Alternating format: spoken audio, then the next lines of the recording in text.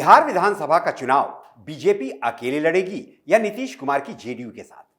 कांग्रेस की नीति एकला चलो रे की होगी या राहुल गांधी आरजेडी के तेजस्वी यादव को साथ लेकर ताल ठोकेंगे? क्या अब की बार भी चिराग पासवान नीतीश कुमार के खिलाफ ही चुनावी मैदान में अपना मुकद्दर आजमाएंगे या फिर मोदी नीतीश के साथ होंगे? बिहार के राजनीतिक खेल के नए खिलाड़ी प्रशांत किशोर कितने असरदार होंगे? जीतन राम मांझी, मुकेश सहनी जैसे सियासी प्लेयर का रोल क्या होगा? असदुद्दीन ओवैसी की AIMIM इस सियासी फिल्म में किसी के लिए विलेन तो किसी के लिए हीरो होगी।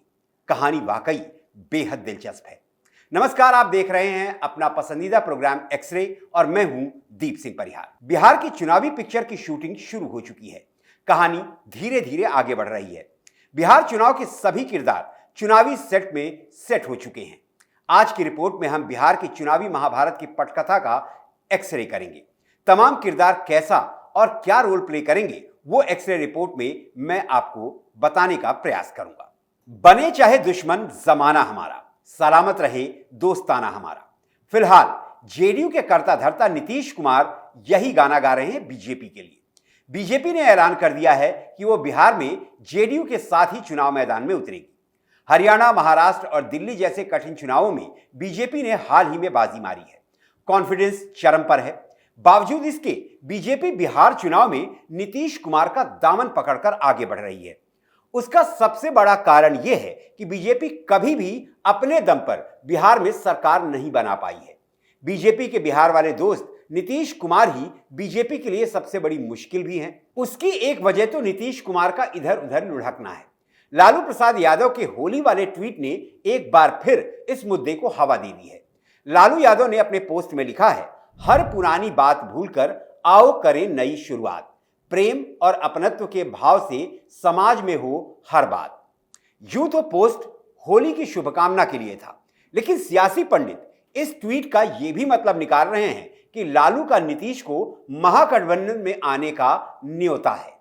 हालांकि तेजस्वी यादव कह रहे हैं कि नीतीश कुमार के महागठबंधन में वापसी के सारे रास्ते बंद हो चुके हैं। दूसरी वजह नीतीश कुमार की उम्र और उनका स्वास्थ्य है। वो 74 वर्ष के हो चुके हैं और इस उम्र में बिहार पर एक बार फिर शासन उनके लिए हिमालय की चोटी फतेह करने से कम नहीं है। इस मुद्दे पर विपक्ष, खास तौर पर आरजेडी के तेजस्वी यादव लगातार हमले कर रहे हैं। वो नीतीश कुमार को डरा रहे हैं। कहते हैं कि बीजेपी नीतीश का वही हाल करेगी जैसा हाल महाराष्ट्र में एकनाथ शिंदे का किया है। हालांकि प्रधानमंत्री नरेंद्र मोदी ने हाल ही के अपने बिहार दौरे में साफ साफ कहा कि मुख्यमंत्री नीतीश कुमार ही बिहार के लाडले हैं। मुश्किल यह है कि बिहार में पिछले 23 साल से जेडीयू की राजनीति नीतीश कुमार के ही इर्द गिर्द घूमती रही है। पार्टी में उन्होंने कोई दूसरा मजबूत नेता खड़ा नहीं किया और अब उन्होंने अपने 40 वर्षीय पुत्र निशांत कुमार को बिहार की राजनीति में लॉन्च कर दिया है। बीजेपी जेडीयू गठबंधन में तमाम मुश्किलों के बीच राहत की बात यह है कि एलजेपी यानी लोक जनशक्ति पार्टी रामविलास के चिराग पासवान ने नीतीश कुमार को अपना नेता स्वीकार कर लिया है और कहा है कि वो एनडीए के साथ हैं। चिराग पासवान ने कहा, एक समय मैं नीतीश की नीतियों के खिलाफ था, लेकिन हमने कई मतभेद भुलाए हैं और अब मैं गठबंधन में पूरे मन से हूं। मेरा सपना बिहार को बहुत आगे ले जाने का है। उन्होंने कहा कि हालिया उपचुनाव में भी आपने देखा होगा कि एनडीए ने 5 की 5 सीटें आसानी से जीती हैं। कुछ सीटें एनडीए ने पहली बार जीती हैं। यह विनिंग कॉम्बिनेशन है और इसी कारण मैं कह रहा हूं कि हम आसानी से चुनाव जीत रहे हैं। केंद्रीय मंत्री और लोक जनशक्ति पार्टी रामविलास के नेता चिराग पासवान ने सीट शेयरिंग पर भी कहा कि साल 2014 से मुझे हमेशा इच्छा के अनुरूप ही सीट मिली है। आगामी चुनाव में भी हमें इच्छा से ज्यादा ही सीटें मिलेंगी। अब कुछ आंकड़ों पर गौर कर लेते हैं। 2020 में हुए चुनाव में सीटों के बंटवारे और उन पर जीत हार के नंबर कुछ इस प्रकार हैं।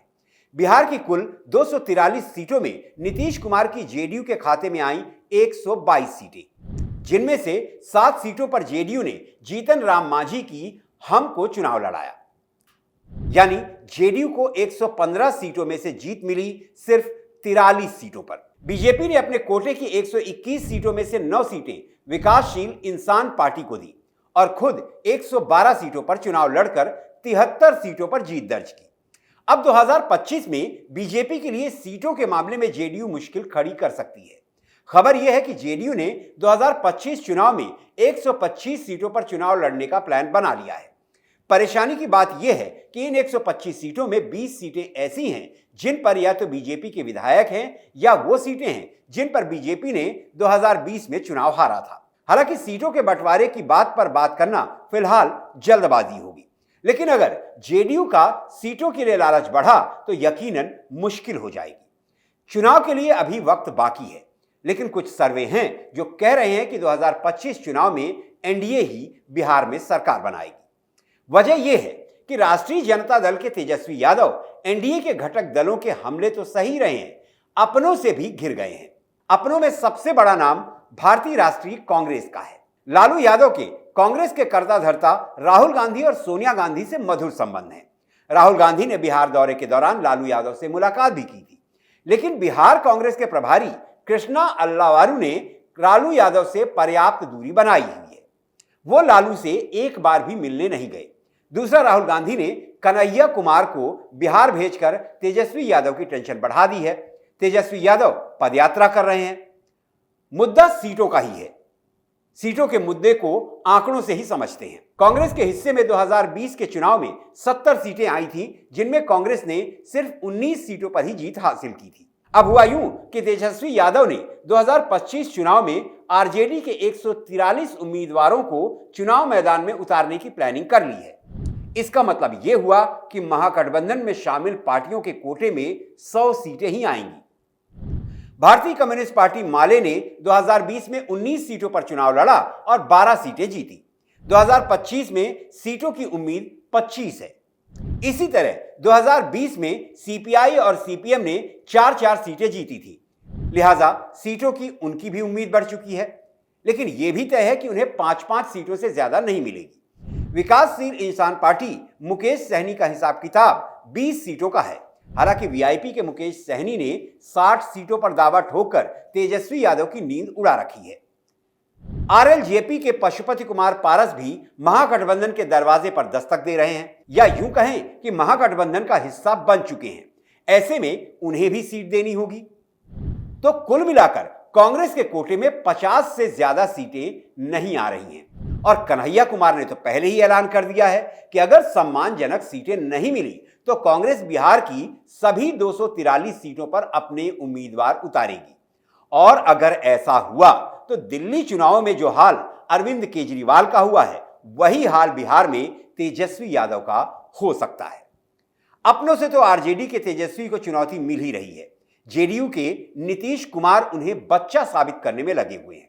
विधानमंडल के बजट सत्र में जब नेता प्रतिपक्ष के तौर पर तेजस्वी यादव ने नीतीश कुमार पर घेरा डाला तो नीतीश ने न संवैधानिक मर्यादा का ख्याल किया और न ही वैधानिक प्रोटोकॉल का। उन्होंने तेजस्वी को बच्चा कह दिया। बीजेपी के सम्राट चौधरी भी तेजस्वी यादव पर चौतरफा हमला कर रहे हैं। बिहार की राजनीति में अपनी जमीन तलाशने वाले जन सुराज के संस्थापक प्रशांत किशोर के तेजस्वी पर हमले जेडीयू और बीजेपी से कुछ कम नहीं है। वो अक्सर तेजस्वी यादव का 9वीं फेल कहकर मजाक बनाते हैं। आरजेडी भी पीके की जनसुराज को बीजेपी की टीम बी कहती है। पीके बीजेपी की टीम बी तो नहीं है, लेकिन एक बात पूरे यकीन से कही जा सकती है कि अगर आरजेडी और जनसुराज में सियासी दुश्मनी यूं ही चलती रही तो पीके तेजस्वी का बड़ा नुकसान करेंगे। अब बात कर लेते हैं एआईएमआईएम चीफ असदुद्दीन ओवैसी की। 2020 के चुनाव में ओवैसी की पार्टी ने 5 सीटों पर जीत दर्ज की थी। हालांकि 4 विधायकों को तेजस्वी यादव ने अपने पाले में मिला लिया था। अब फिर चुनाव है और ओवैसी आरजेडी का खेल बिगाड़ने के लिए फिर तैयार है। ओवैसी की मुसलमानों के मसीहा के रूप में सीमांचल में अच्छी खासी पकड़ है। बिहार विधानसभा उपचुनावों में भी आरजेडी का खेल गोपालगंज में बिगाड़कर ओवैसी ने यह तो साबित कर ही दिया है कि तेजस्वी यादव के रास्ते में वो एक मजबूत दीवार की तरह है। कुल मिलाकर लबोलुबाब यह है कि तेजस्वी यादव के लिए बिहार का चुनाव मिशन इम्पॉसिबल ही लग रहा है। और अगर कहीं कांग्रेस के साथ सीटों पर बात बिगड़ी, जिसकी फिलहाल पूरी उम्मीद लग रही है, तो समझिए कि लालू यादव की आरजेडी का खेल खत्म और तेजस्वी यादव का बंटा धार। तो ये थी बिहार की चुनावी फिल्म की एक्सरे रिपोर्ट। रिपोर्ट अच्छी लगी तो कमेंट कीजिए, लाइक कीजिए। दोस्तों और परिवार के साथ साझा कीजिए और हाँ, कैपिटल टीवी को सब्सक्राइब कीजिए। सुझाव दीजिए कि किन मुद्दों पर आप एक्सरे रिपोर्ट देखना चाहते हैं। और अब मुझे आज के लिए इजाजत दीजिए। अगली एक्सरे रिपोर्ट के साथ आपसे फिर मुलाकात होगी। तब तक आप स्वस्थ रहें, सुरक्षित रहें। जय हिंद, जय भारत।